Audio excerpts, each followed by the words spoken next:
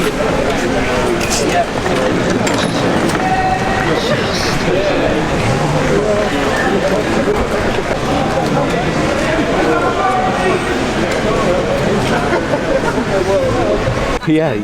Ready? 1, 2, 3. As you can see, it's illegal now.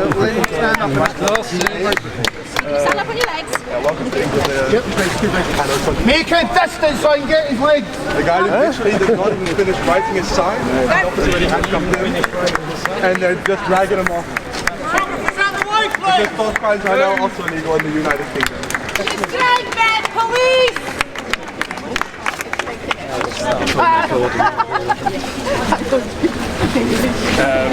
Tot nu toe, bij vorige protesten, politie met alleen maar in het Engels vertelt waarvoor het gearresteerd wordt. In previous demonstrations, where was the case I was arrested for? Het wordt meerdere keren gearresteerd zonder dat verteld wordt.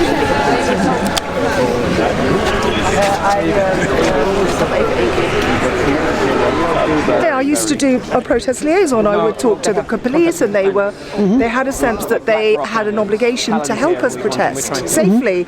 And now look at what they're doing. And this is a shift that's happened in the last 5 years. You don't have that feeling about this? No, they've been told by that lot to shut any protest down as quickly as possible, and they've just said yes, fair enough. They've got no operational independence anymore at all. They just do what they're told. Disgusting. Absolutely disgusting. I mean, they're trying to do it as politely as possible, the individual officers on the ground, but they know they shouldn't be doing this. They know that. So if you look at them, they won't make eye contact with you. They can't. They can't actually meet your eyes when you want to look at them. It can have that effect on your body, yeah. Well, no, on people doing what you're doing. I'm not doing anything, I'm just witnessing, and that's really quite horrific, isn't it?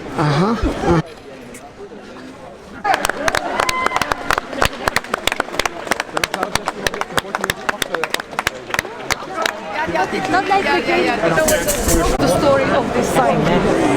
When my government, because I'm British, were talking about banning this phrase, I decided that I would find somebody who could tattoo it in Arabic, because this is how I can oppose my government.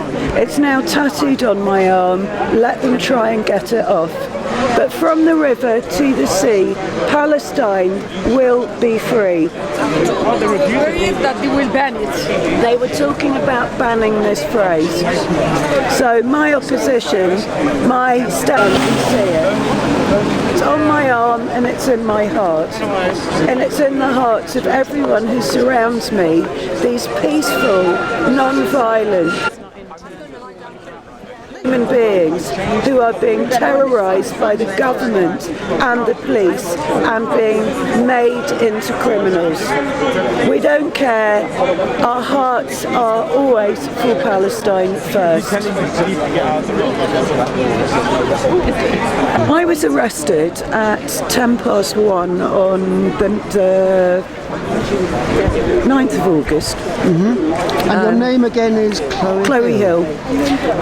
I was subsequently taken on foot to the War Cabinet, where again I refused to give my details. 2 people had a shot at getting them from me there, and I said no, I would go to the police station. When you say War Cabinets, what do you mean? Oh, it's I think it's King Charles Street, where the Foreign and Commonwealth. The old War Cabinet. The old War Cabinet. So I spent about 45 minutes there while they processed 2 people. This way out is just Alleged. Don't know stuff, you want? Okay, so off we go. You can bring it. Yeah. Oh, we're going to need. Thank you. Thank you. Love you. people in front of me. We were then, me and 2 other people that I was arrested with but didn't know, we were put into a van, and again we were offered street bail, and we were told that we could jump out because now we knew we were going to Harrow. I said no, I was going to take the day trip. I hadn't been to Harrow for years. So I went off to Harrow police station with 2 other women, where I was held in custody. I was released on police bail at 8:50 p.m. and told to return on the 22nd of October for questioning.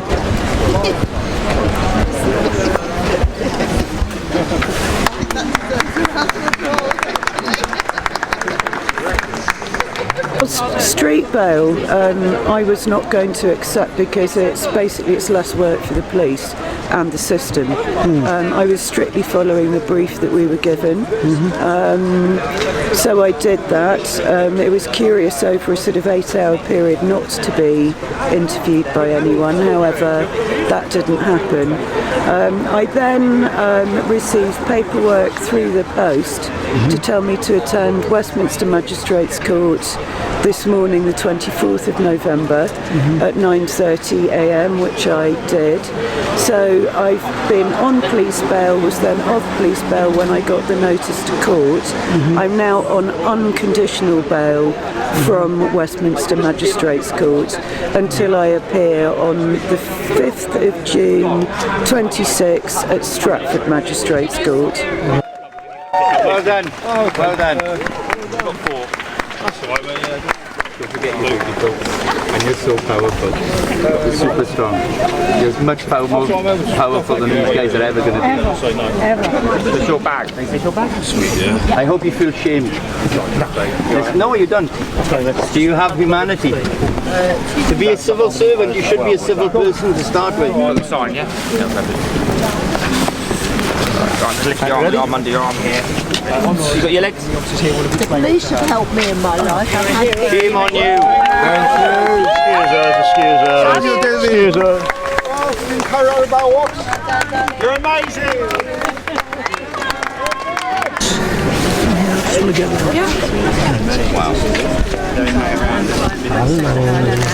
Hello, sweetie. Long time to see. Section 13. Oh, not that long, surely. Do you want to introduce yourself? I'm DC Creighton, based at Southall Police Station, shoulder number 282 Whiskey Alpha. I worked with you guys for years. You should be ashamed of yourself. So basically, as I did some amazing work with you. Okay, under Section 13, you're carrying out coded reports to show your support for a prescribed terror organisation. I oppose genocide and I support Palestine action. So due to that, you will be arrested. You do not have to say anything but may harm the defence. You do not mention questions of which you later line in court. And if you do say, you may be given an evidence. I sit here today in support of the Filton 24, who are political prisoners. The OG of the police. You don't have to touch me. Sir, you will have to stand up. Of course I'm willing to stand up. Would you be able to stand up? I have grace and courage under pressure. I'm a nurse. Be aware, sweetheart. I'm just You're now arresting a nurse. You're a nurse arresting that a worked nurse in Gaza. for words. I hope you're A really nurse proud of that's yourself. seen the genocide. For arresting a nurse That you're that worked in overmasters, Gaza. the people that are paying you Children to that are arrest being me. murdered by our government. Causing, yes. You're proud of it. I just want you to take that home tonight. I sit today in support of the Filton 24, who are political prisoners in this country. The Filton 24 are political prisoners in Britain. They made a preemptive act to prepare. Can I just get a shot of the whole picture? Yeah, sure. I don't know. How are you doing? Lovely to see you. I have to draw you. You've got a lovely nose and a gorgeous smile and little whiskery eyebrows. No, I hope not. I live in a council flat. I don't want to be evicted. I can be evicted if I go to prison. That's incredible. Well done. Well, not really, because I've got a lady here being carried off and I've got her hand over here. The policeman's got his hand round her wrist. But it kind of got, I can't quite work out. I have to work so fast. That's beautiful. I love it. Yeah. You're incredibly talented. Well, all I can do is draw. I mean, I'm not like these amazing people. It's just drawing such awesome people. It's just so inspiring. That's the only one I've done today, yeah. Hallo. We hebben bij de Juries bij deze Lift the Ban protesten veel oudere mensen gezien. En ik denk dat het een heel mooi beeld is om te zien hoe de politie nog steeds zo hard er tegenin gaat. Maar we zien ook steeds meer redenen. Ja, mooi, dankjewel. Veel succes vandaag. Dankjewel. Dankjewel.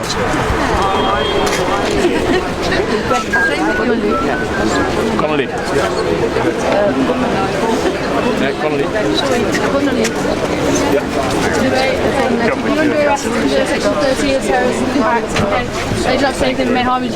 You told us earlier that you're really enjoying yourself, having a second childhood. I am, yeah.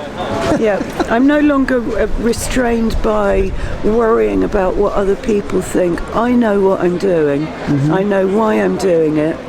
I've known about this for decades and decades and decades, not since the 7th of October 2023, not buying that narrative at all.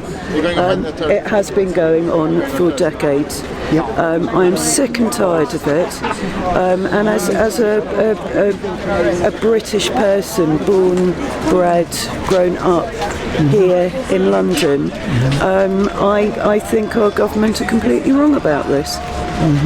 So I'm doing now, I've never been arrested. I've had 2 speeding tickets, I think, across my 40-odd year driving history. What did it feel like the first time you were arrested? Were you nervous? I mean... No, actually I have to say that the anxiety that I had felt for weeks when I decided to join up completely and absolutely abated the night before. And I woke up on Saturday morning, I made a little video that I didn't actually post until after I'd done the action. But no, I felt, and actually I read in somebody else's statement how his brain kind of fell into place from the moment he got arrested.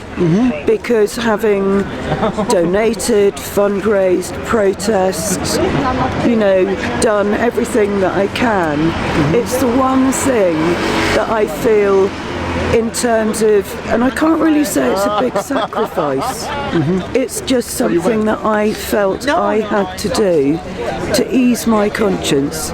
So now I have done that somewhat. Not to say that my conscience is rested. I ask, how old is your baby? 2 months.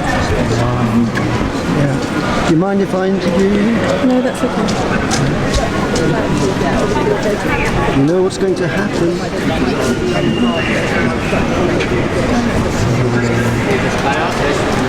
There's nothing I can say except good luck. Thank you.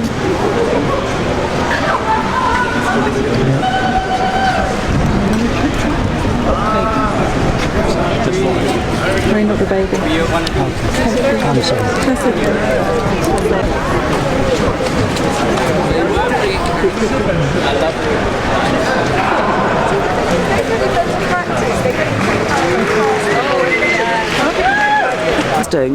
Because there's no space for it to do that, but I have actually proactively done something that I hope in some small way will make a difference in the bigger picture. And you know what? It will. Here's hoping. I'm a great believer in karma.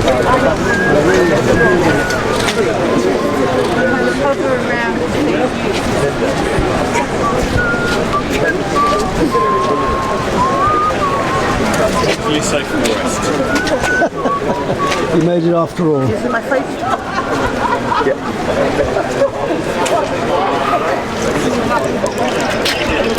Well, Thank you.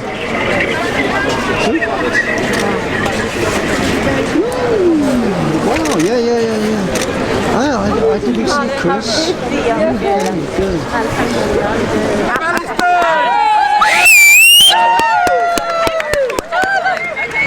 What a mockery. Getting arrested today. All arrested.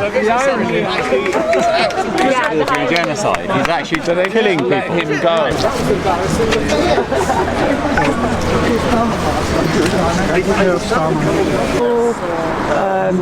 My chosen book for the day was Primo Levi, If This Is a Man.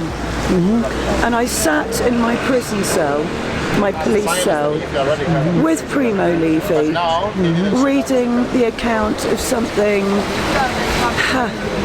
that mirrors in so many ways what exactly is happening now. And for me that was a great comfort. That's the third time I've read that book. It's something that I read and I lend to people, and I've got stacks and stacks of books at home, particularly concerning Palestine. But I thought actually it gives me more weight when answering questions. Why are you reading this book? This is an anomaly for somebody like me, possibly, to demonstrate categorically that I'm not an anti-Semite, and I never have been, and also to bring these two parallels together, because I cannot think of a better writer or a better account of something than Primo Levi's account of being interned in Auschwitz. I mean, I learnt about Palestine when I was about 15, and that was through Rock Against Racism and the Anti-Nazi League, which were two groups that existed during my teenage years. And it would have been through my associations with them that I learnt about Palestine, which, going to a good London fee-paying grammar school, I hadn't heard a single word about. So I started learning for myself, because what I heard was very, very unfair. I'm a Libran. My life is all about balance and scales and justice, really. Right. So you were involved with domestic politics in your younger life, is that right? Loosely speaking, yes. Right. And how did you come to transition, or how did you come to see the international connections? But I think very clearly that Britain had its first hand in this situation. As a British person, I feel, not by my own hand, but by my predecessors' hands, that we are responsible for this. And therefore, and it's odd because I have German friends, and I've always wondered about them, why they suffer the guilt of what they didn't do. But I do understand this if I draw this parallel in it.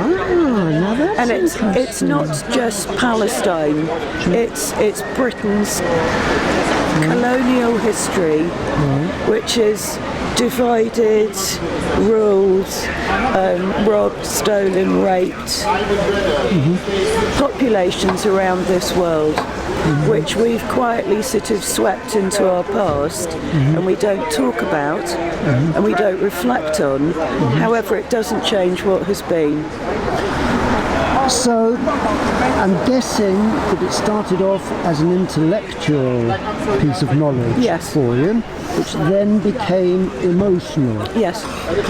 And that's what I'm interested in, the growing emotional awareness of it. I think as years turned into decades and more decades, and now 40 odd decades of watching a situation that has just progressively got worse and worse and worse, and I just find it completely unbelievable that this country supports a country that behaves in the way that Israel does towards an indigenous population.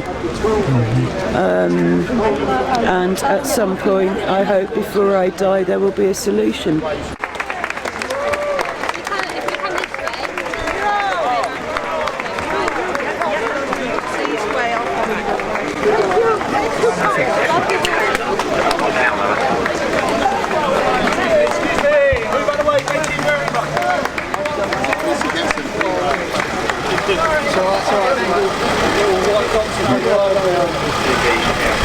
Oh, give us a drum! I just want to be sat. Yeah, but later on. Okay.